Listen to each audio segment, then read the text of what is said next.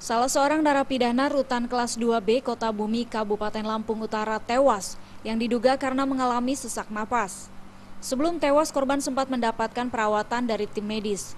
Namun sayang, nyawa korban tidak bisa diselamatkan hingga akhirnya meninggal dunia di Rumah Sakit Umum Ria Cudu, Kota Bumi, Kabupaten Lampung Utara.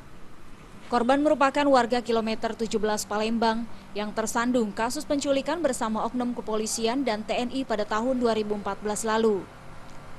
Korban sudah menjalankan hukuman selama 9 bulan dari 10 bulan vonis yang dijatuhkan Majelis Hakim Pengadilan Kota Bumi, Lampung Utara.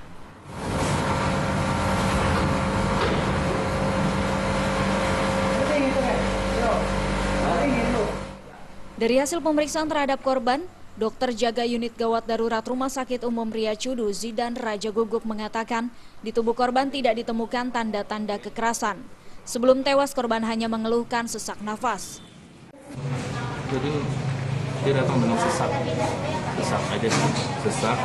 Kemudian kita tadi sudah pasang oksigen, kita kasih perawatan, kita mau coba nebu, ya.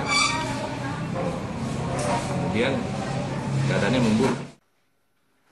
Menurut Kepala Rutan 2B Kota Bumi, Abdul Rahman, sesak nafas yang dialami korban terjadi sejak seminggu terakhir ini. Padahal rencananya pada tanggal 19 Mei nanti, korban akan selesai menjalankan hukumannya. Gejalanya sih memang udah beberapa hari sakit, yaitu mengeluh sesak napas.